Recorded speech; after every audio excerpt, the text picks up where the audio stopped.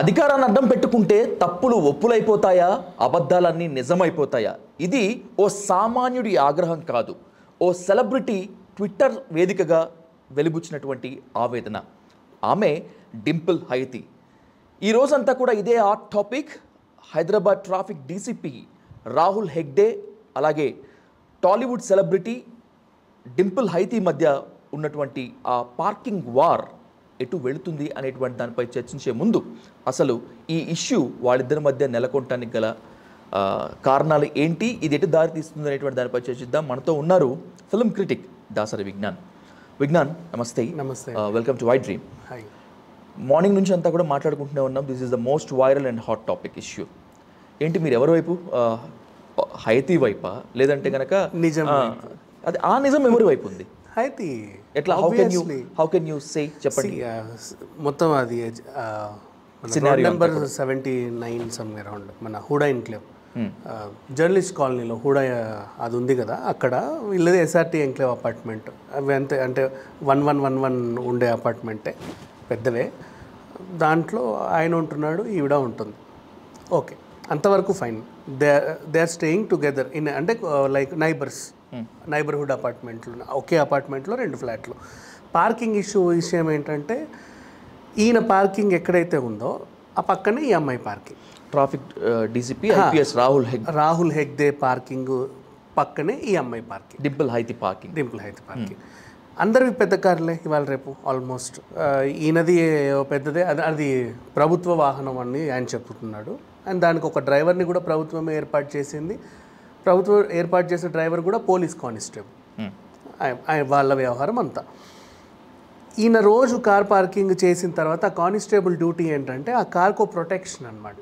మనకి బేసిక్గా అపార్ట్మెంట్లో పిల్లర్స్ మాత్రమే ఇచ్చి వదిలేస్తారు, గోడలు కడితే మనం వెళ్ళలేము రాలేము. కాబట్టి ఈయనకి ఏదో ఒక బార్డర్ పెట్టుకున్నాడు, అంటే something special, I'm unique, I'm special లాగా ఆయన ఏదో తెలుసుకునేలాగా ఏం చేశాడు, రోడ్ల మీద పెట్టే ఈ కోన్స్ అండ్ డివైడర్కి, మనకి పెట్రోల్ బంక్ ముందు ఉండే ఉంటాయి కదా, వాటిని ఏమంటారు, cone type divider partitions, cement partitions, అవి కార్కి ఇట్లా ముందు ఆ పక్కన, అంటే ఆయనకు బౌండరీ గీసుకున్నాడు, ఇది నాది పార్కింగ్ ఏరియాలో.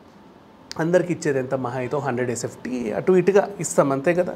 పార్కింగ్ ఏరియా పెద్దగా 1200 అంతే ఉంటుంది. ఒక కార్ పట్టేంతగా మహా అయితే, ఒక కార్తో పాటు ఒక బైక్ పట్టేంతగా ఉంటుంది. ఒక బైక్ పట్టేంతగా. ఇవాళ రేపు అందరికీ 1 2 ఉన్నాయి, లేకపోతే పెద్ద కార్లు ఉన్నాయి. ఏదైనా వాళ్ళ కన్వీనియంట్ని బట్టి పెట్టుకుంటారు. కొంతమంది అండర్స్టాండింగ్లో ఉంటే ఎక్స్చేంజ్ కూడా చేసుకుంటారు, మీది నాకు ఇవ్వండి, నాది మీకు ఇవ్వండి, ఇట్లా.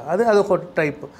ఈయన ఎవరికి వినేటట్టు లేడు. అండ్ ప్రతి అపార్ట్మెంట్కి ఇవాళ రేపు ఒక సెక్రటరీ, ప్రెసిడెంట్, ట్రెజరర్ ఉంటారు, అండ్ అపార్ట్మెంట్ యాక్ట్ కిందకి. బట్ దీనికి మరి ఉన్నారో లేదో, లేకపోతే నేనే పెద్ద ఇది అనుకున్నాడో తెలీదు. And next, he is educated, IPS చదివాడు, డీసీపీ. అంటే ఏదో చిన్న కానిస్టేబుల్ నుంచో ఎదిగాడు అనుకుంటే, ఇంటరో చదువుంటాడు అనుకొని మనం ఏదో అనుకుంటాం. But he is well educated. So ఇప్పుడు చూడు, ఆయన ఏం చేశాడు, పబ్లిక్ ప్రాపర్టీని డ్యామేజ్ చేసిందని ఆ మీద కేసు పెట్టాడు. నెంబర్ 1. ఇప్పుడు పబ్లిక్ ప్రాపర్టీ ఎత్తుకొచ్చినందుకు నిన్నేమనాలి?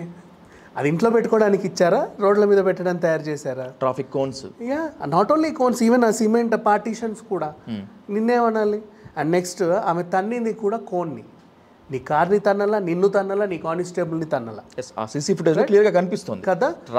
డింపుల్ హైతి తప్పు చేసింది, డింపుల్ హైతి. వీళ్ళని తన్నుంటే అసలు విషయం బాగుండేది. అసలు సీరియస్లీ తప్పు చేసింది, ఆ కోన్ని తన్ని తప్పు చేసింది. బుద్ధి లేకుండా ఎలా మాట్లాడతారంటే వీళ్ళు. ఈయన చేసే పనులు ఎలా ఉన్నాయి తెలుసా?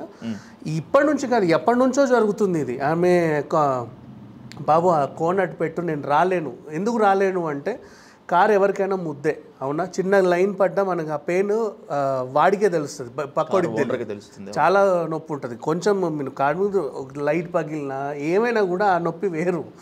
లైన్ పడితే ఇంకా, సొట్టబడిన లైన్ పడిన వేరు, తెలుసు మనకి. నువ్వు అక్కడ పెడుతున్నావు, డౌన్ అట్లా రావాలి. అక్కడ ఇది కోన్స్ నీకు ఇచ్చిన పార్కింగ్ ఏరియా కంటే నువ్వు ఇంకెక్కువ ఆక్యుపై చేస్తున్నావు. ఓకే. దానికి అన్ఎక్స్పెక్టెడ్గా వీళ్ళకి రోజు అలవాటైన డ్రైవింగ్ కొన్ని రోజులు అడ్జస్ట్ చేసుకోవాలి. ఇప్పుడు మనం కొత్త అపార్ట్మెంట్కి వెళ్తే 4 days 5 days ఇబ్బంది పడతాం, మెల్లిమెల్లిగా అలవాటు అవుతుంది. వీళ్ళకి అలవాటు అయినా కూడా ఈయన పెట్టే ఇబ్బందులకి ఏం చేయాలో అర్థం కాని పరిస్థితి. మళ్ళీ ఎలా డ్రైవ్ చేయాలి? కార్కి అది అంటుకోకుండా ఏ ఒక్క రాయి తగిలినా ఏదో అవుతుంది. జాగ్రత్తగా ఈ డేవిడ్ అనే అబ్బాయి హైతి వాళ్ళ బాయ్ ఫ్రెండ్ నువ్వు డ్రైవ్ చేయలేక రోజు హింస. ఈ అమ్మాయి ఏమో ఆ కానిస్టేబుల్ని తీయండి, ఎందుకు ఇట్లా పెడుతున్నారు, మీ పరిధిలో మీరు పెట్టుకోండి. సార్ డీసీపీ ఏం మాట్లాడతారు? అయితే ఏంటి వాట్ డీసీపీ అయితే ఏంటి? ఆ కోన్ ఎక్కడ పెట్టాలని రూల్ ఉందా? లేదు కదా. అండ్ నెక్స్ట్ అర్జునాథ్ ఏం మాట్లాడుతున్నావు మేడం, నేను కానిస్టేబుల్, నన్ను అరవద్దు, నన్ను ఏమన్నా అంటే మాత్రం మీకే సీరియస్ అవుతుందని ఇట్లా బెదిరించడం. అండ్ వీళ్ళకి పెళ్లి కాలేదు, అక్కడ ఉంటున్నారు, అది వాళ్ళ ఇష్టం, అది వాళ్ళ వ్యక్తిగతం, అది వాళ్ళ వ్యక్తిగతం, రైట్. వీళ్ళు ఆమెను అందులోకి కూడా పోక్ చేసి ఇది హీరోయిన్ అంట, వాడు ఎవరితోనో ఊరికే ఉంటుందంట, ఈ రకంగా ఆమెని హెరాస్ చేయడం. నెక్స్ట్ ఇబ్బంది పెడుతుందా, ఆ పని చూద్దామని చెప్పేసి నేనేంటో చూపిస్తా, నా ఈగో ఏంటో చూపిస్తా, నా కార్ని ఇలా అంటదా అని చెప్పేసి ఆమె నెంబర్ని తీసుకొని అందరికీ పంపిస్తే బయటికి వెళ్ళడం పాపం. ఆమె సినిమాకి వెళ్ళినా, మాల్కి వెళ్ళినా, ఎక్కడికి వెళ్ళినా సరే, షూటింగ్కి వెళ్ళినా రిటర్న్ వచ్చేటప్పుడు ఇన్ని చలాన్లు ఉంటాయి. హైతి కార్కి చలాన్స్, ర్యాష్ డ్రైవింగ్ అని, సిగ్నల్ క్రాస్ అయిందని, ఇంకేదో అయిందని, సీట్ బెల్ట్ పెట్టుకోలేదని, వాట్ ఎవర్ 100 చలాన్స్ వచ్చేస్తాయి ఏదో కారణంగా. ఇవాళ రేపు చలాన్ వేయాలంటే రీజన్ అవసరంలా, బికాస్ ట్రాఫిక్ పీపుల్ అందరూ కూడా ట్రాఫిక్ ఉద్యోగం మానేసి కలెక్షన్ ఉద్యోగమే చేస్తున్నారు కనిపించినప్పుడల్లా వివిధ రకాలుగా. సో ఆ డ్యూటీలో భాగంగా ఈమెను కూడా ఇదే చేస్తున్నారు. నేను ఎప్పుడు ర్యాష్ డ్రైవింగ్ చేశా, ఎప్పుడు సిగ్నల్ క్రాస్ చేశా, ఎప్పుడు లైన్ క్రాస్ చేశా ఆమెకు కూడా తెలియదు. ఓకే, డేవిడ్కి కూడా తెలియదు. వాళ్ళే నడుపుతున్నారు. పోనీ ఒక డ్రైవర్ని పెట్టుకున్నాము, వాడు ఏమైనా మిస్టేక్ చేశారంటే అది లేదు. డ్రైవింగ్ ప్రతి ట్రాఫిక్ చలాన్కి వైలేషన్ ఇది అని చెప్పి విట్నెస్ గా చూపిస్తూ ఒక పిక్ ఉంటుంది, దానికి చూపిస్తున్నారు, పిక్ కూడా చూపిస్తున్నారు, విత్ పిక్ చూపించినప్పుడు ఇది వైలేటెడ్ అన్నట్లే కదా లెక్క. బికాస్ వాళ్ళు చూపించే పిక్ ఏంటి తెలుసా, ఇప్పుడు లైన్స్ ఉన్నాయా, ఎస్, మరి కొంచెం అటు ఇటుగా మిస్టేక్ అవుతాయి కానీ అక్యురేట్గా ఎవరు అక్కడికి వచ్చి ఉండరు. లిటిల్ బిట్ అది it can excuse, we can excuse, కానీ వాళ్ళు దాన్ని కూడా పిక్ తీసి పంపించడం. నెక్స్ట్ ఎక్కువ పెట్టింది ర్యాష్ డ్రైవింగ్ అని. ర్యాష్ డ్రైవింగ్కి నీకు పిక్లో ఏం తెలుస్తుంది? హైదరాబాద్లో అసలు ర్యాష్ డ్రైవింగ్ చేసి నైట్ టైమ్స్ తప్పితే డే టైంలో అంత సీన్, ఏ టైం అయినా, మండు టెండ్ అయినా సరే, వర్షం పడ్డా ఏం పడ్డా నీది ర్యాష్ డ్రైవింగ్. ఈ ఏరియాలో ఈ లిమిట్ ఇంత, నువ్వు అంతలో వెళ్తున్నావు, అది మెయిన్ రీజన్. దానికి పిక్లో ఏం ప్రూఫ్ ఉంటుంది చెప్పండి? ఓకే, అదే ఇదంతా వాంటెడ్గా హైతీని టార్గెట్ చేస్తూ ట్రాఫిక్ డీసీపీ రాహుల్ హెగ్డే చేశారని చెప్పి అంతే కదా. మరి ఇప్పుడు అంత ర్యాష్ డ్రైవింగ్ చేయడానికి ఇక్కడ రోడ్లలో ఇప్పుడు కూడా మనకు జూబ్లీ హిల్స్ ఏరియా అంతా డివైడర్స్ పెట్టారు, అవునా?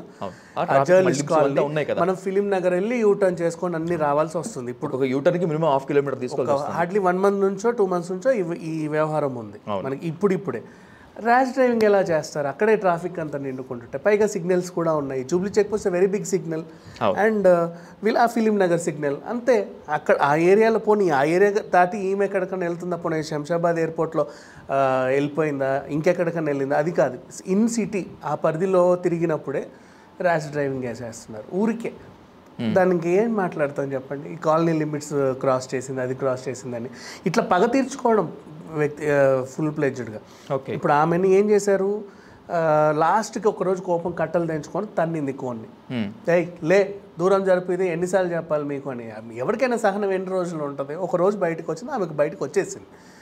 వచ్చిన తర్వాత ఆల్రెడీ పెయిన్ అనుభవిస్తుంది, రోజు చలాన్లు ఇస్తున్నారు, పెయిన్ కూడా అనుభవించుకుంటూ, పైగా ఈ torture, physical torture, mental torture రెండు ఉండేసరికి ఈ ఫిజికల్ టార్చర్ని కొంచెం నువ్వు జరుపు గట్టిగా అని చెప్పేసేసరికి నువ్వేం మాట్లాడుతున్నావు సార్, డీసీపీ ఉండు నీ సంగతి చెప్తా, నువ్వేం చేసావని ఇప్పుడు కేసులు పెట్టారు. And next government property damage చేసింది అన్నాడు. ఎలా డ్యామేజ్ చేసింది? ఆ కోన్ని తంతే, కోన్లు రోడ్ల మీద రోజు ఇరిగి కూడా పడి ఉంటాయి. మరి వాటన్నిటిని లెక్కేసుకుంటే ఎన్ని కేసులు పెట్టాలి? డింపుల్ హైతి అండ్ ఆ కోన్ ఎక్కడుంది? తన్నిన కోన్ సిగ్నల్ దగ్గరికి వెళ్ళి డింపుల్ హైతి తన్నిందా? ఏమైనా ఫుటేజ్ ఉందా? అసలు నువ్వు ఇంటికి ఎందుకు తెచ్చావు ఫస్ట్ ఆ కోన్ని? Who Aaj you? పోనీ నీ కార్ని తంతే యూ కెన్ టెల్, కార్ని తన్నింది అను చెప్పు, దాని విజువల్స్ ఉంటే చూపించు. కోన్ని తన్నింది అంటున్నావు, ఆ కోన్ నువ్వు ఎందుకు తెచ్చావు ఫస్ట్? ఆమె తన్నింది తర్వాత సంగతి. Why did you bring that? అక్కడ ఎందుకు పెట్టుకున్నావు? అది నీకు ఎవరు ఇచ్చారు నీకు ఆ రైట్? నువ్వు ఎంత డీసీపీ అయినా కావచ్చు, హూ ఎవర్, నువ్వు సీఎం అయినా కావచ్చు, నీకు అది ఎవరు ఇచ్చారు అర్హత పెట్టుకోవడానికి? నువ్వు తెచ్చి పెట్టుకున్నావు, పైగా ఆమె పార్కింగ్ ప్లేస్లో పెట్టి ఆమె తంతే నీకు ఇబ్బంది వచ్చింది. ఇప్పుడు ఇది వ్యవహారం. ఓవరాల్గా ఈ సినారియో జరిగేది ఇంకా నడుస్తూనే ఉంది. ఇంకోటి కానీ దీని మీద ఇప్పుడు రాహుల్ హెగ్డే గారు అయితే స్పందించారు, కానీ ట్రాఫిక్ చలాన్స్ మీద స్పందించారు, how the issues is going అని దాని మీద స్పందించారు, కానీ ఇప్పటి వరకు తను హైతీ ఏం మాట్లాడలేదు. మాట్లాడి ఉండుంటే బాగుండేదేమో బహుశా. మాట్లాడుంటే బాగుండేది అంటే ఫర్ ఎగ్జాంపుల్ ఉంటాయి కొన్ని మనుషులకి కొన్ని ఆరోపణలు, అందరూ అన్నీ మాట్లాడుకోరు. షీ లెఫ్ట్ అంతే, షీ ఇంటెలిజెంట్గా వ్యవహరిస్తుంది. కానీ తను మాట్లాడకపోతే, తన వాదన వినిపించకపోతే ఒక్క రోజుకే తేలిపోదా? తెల్లారితే కూడా తెలుస్తుంది కదా. వీళ్ళు ఏం చేసుకుంటారు చేసుకుని ఆమె. కానీ ఈ లోపలనే ఒక మీడియా ట్రయల్ అయితే నడిచింది కదా. హైతీదే తప్పు అని ఎస్టాబ్లిష్ అయ్యింది కూడా because of media. And by the same way CC footage release అయ్యేంత వరకు కూడా ఎవ్రీవన్ బిలీవ్ దట్ హైతీ తప్పు చేసి ఉంటుంది అని చెప్పి. ఇప్పుడైనా మాట్లాడి ఉంటే బాగుండేదేమో, అంటే ఏం జరిగింది అనేటువంటిది తను చెప్తే బాగుండేదేమో అనేటువంటిది అభిప్రాయం అంతే. బికాజ్ షీఈ్ చలాన్స్ అవన్నీ ఆవిడ ఇంకా పరీక్షిస్తుంది మెల్లిమెల్లిగా. ఒకేసారి అన్నీ తెలియదు కదా, ప్రూఫ్స్తో రావాలి కదా. ఒక మాట్లాడితే ఒక ప్రూఫ్ ఉండాలి. She is in that. ఆ ప్రూఫ్లన్నీ పెట్టుకునే క్రమంలో ఉంది. కొంచెం కలెక్ట్ చేసుకుని కలెక్టివ్గా వచ్చే ఛాన్స్ ఉంది. అండ్ వాళ్ళ అడ్వకేట్ కూడా ఆవిడతో సపోర్టివ్గా ఉన్నాడు. అతను ఏం చెప్తే ఆమె అలా చేస్తుంది. సాధారణంగా టాలీవుడ్లో ఎవరి జోలికి వచ్చినా కూడా మేమంతా ఒకటే అని చెప్పి వేదికలు ఎక్కి చాలామంది చెప్తూ ఉంటారు. మరి ఈ సిచ్యువేషన్ డింపుల్ హైతీకి టాలీవుడ్ నుంచి కానీ, లేదంటే ఒకవేళ if she is the member of మా నుంచి కానీ, లేదంటే వాలంటీర్గా టాలీవుడ్ నుంచి సపోర్ట్ వచ్చేటువంటి ఛాన్స్ ఉంటుందా? Is there any chance?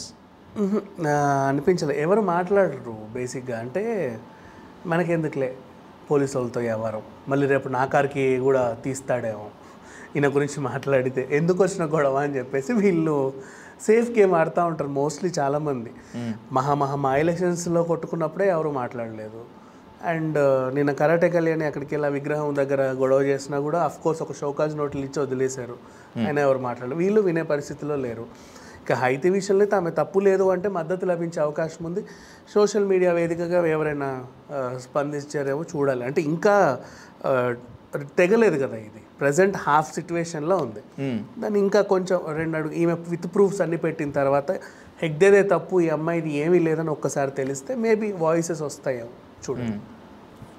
Let's move on Vignan. నిజమే మీరు అన్నట్లు, తప్పు ఎవరు చేసినా తప్పే. అది ఐపీఎస్ ఆఫీసర్ చేసినా తప్పే, హైతీ చేసినా తప్పే. అయితే తప్పు ఎవరు చేశారు, దోషులు ఎవరు అని చెప్పి నిర్ణయించాల్సింది మనం కాదు. జస్ట్ వీ రిపోర్ట్, న్యాయస్థానాలు పోలీసులు దాన్ని చూసుకుంటారు. Thank you so much for your. Thank you.